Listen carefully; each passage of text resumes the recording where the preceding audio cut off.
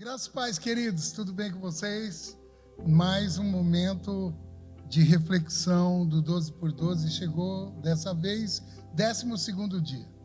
Nesses 11 dias vocês foram recebendo palavras, e chega um momento que nós temos que celebrar aquilo que conquistamos.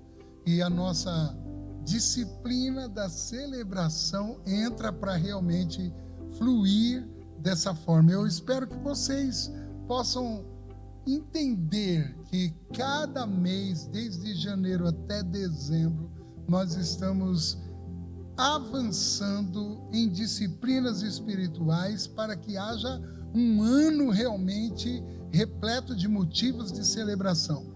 2023, o ano da celebração. Eu quero falar com vocês algumas coisas, porque quando se trata de celebração, você pensa assim, é por causa da gratidão, a gente recebeu bênçãos, então nós vamos agradecer a Deus. Não, não é por causa só da gratidão, é por causa do otimismo. Nós cremos que Deus vai fazer e nós vamos fazer muito mais em cima disso também. Vamos celebrar, mas outros pensam, não, é por causa da fé. A palavra fala, nós cremos que vamos vencer e nós vamos celebrar por causa da fé. Existe sempre esses motivos de celebração, mas existe uma disciplina que faz com que nós entremos no nosso interior e descobramos o que realmente Deus faz em nós que nos faz celebrar. É sobre isso que eu quero falar. Eu quero que você entenda, lá no tempo de Israel, de Judá, as coisas não eram tão simples assim. A diferença de reis para reis, cada rei que entrava mudava um pouco a tônica das coisas. A gente pode pegar, por exemplo, o rei Uzias. O rei Uzias foi um rei que realmente modificou muitas coisas, né? Mas no final do seu reinado, ele acabou deixando que sua alma se inflamasse e isso foi ruim para ele, né? Inclusive, ele morreu leproso. O seu filho Jotão, que já era uma espécie de segundo ministro, veio e assumiu o seu reinado, foi um rei excelente.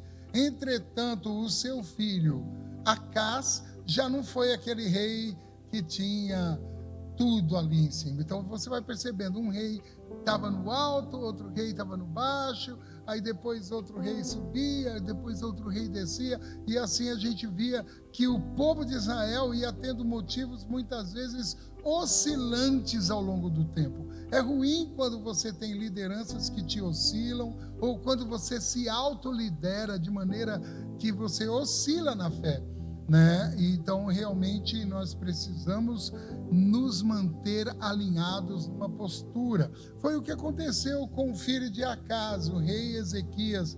Ele veio e ele começou a modificar algumas coisas naquele tempo. Você vê isso em 2 Crônicas 29, que ele começou a trabalhar lá na purificação do templo, porque o seu pai Acás tinha feito coisas horríveis. Ele tinha feito uma aliança com os sírios, depois fez uma aliança com Damasco, e ele estava servindo a outros deuses, e isso trouxe esse reflexo de idolatria para os altares da onde Salomão tinha construído o templo, as coisas e até mesmo os ministérios desses levitas, sacerdotes, tudo estava corrompido. Então vem Ezequias e ele começa a fazer a purificação do templo. Ele começa a restaurar o altar, ele começa a restaurar os espaços, a coisa física, mas também a coisa simbólica. Ele restaura o simbolismo do culto a Deus. Depois ele faz o restabelecimento do próprio culto em si. Então, aí começa a vir novamente o ressurgimento de ministérios como sacerdotes, levitas, e depois ele decide fazer uma santa convocação.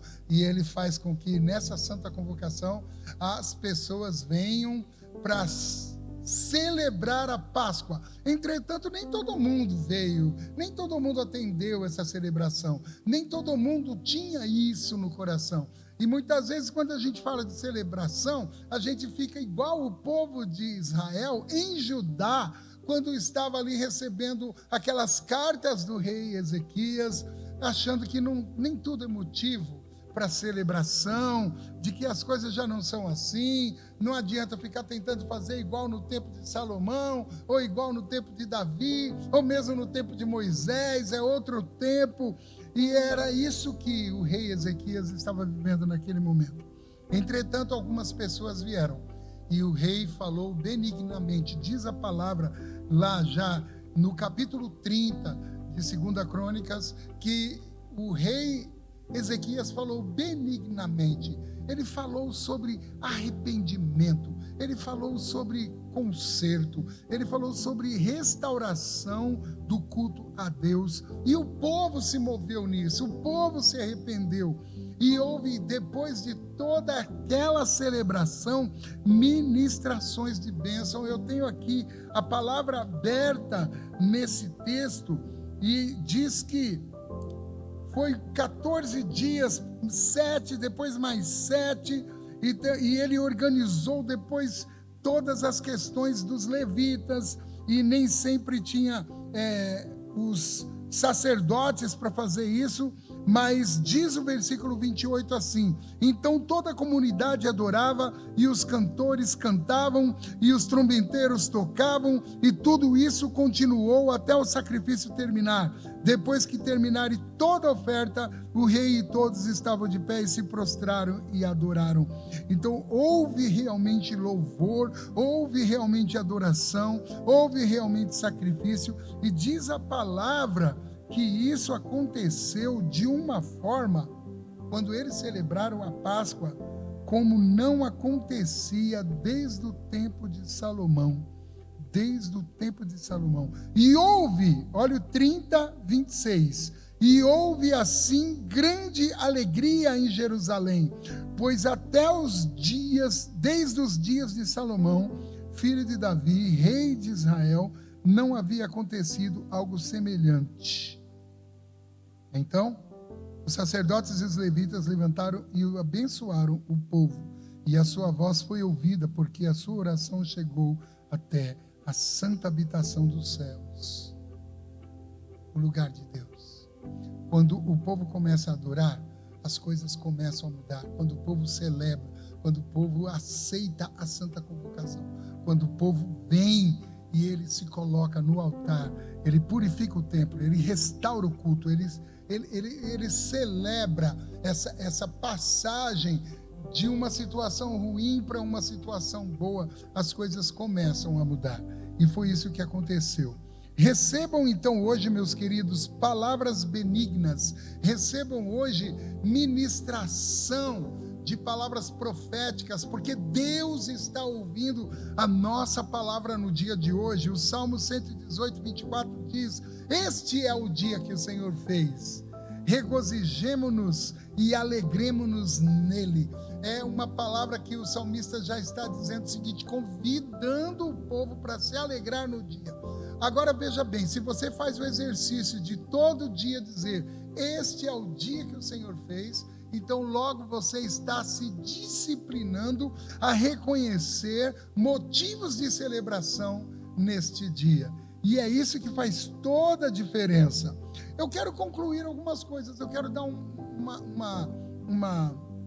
umas dicas práticas para você entender como isso faz realmente diferença, pode fazer diferença na sua vida, né? Então eu diria, dicas práticas para a disciplina de celebração. Primeira coisa, saiba diferenciar o evento da celebração do triunfo.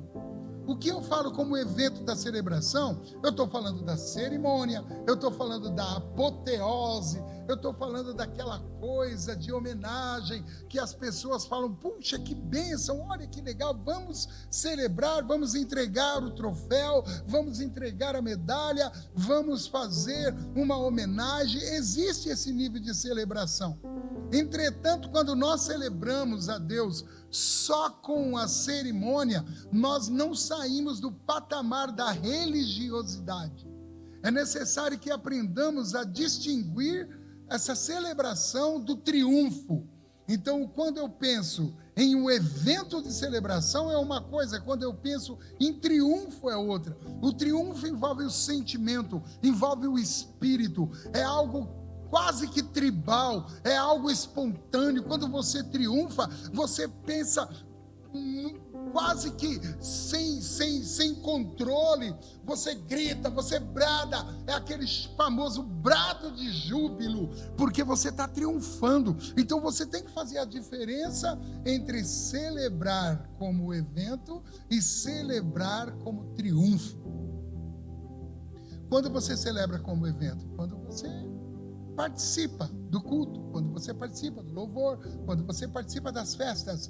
Quando você celebra como triunfo?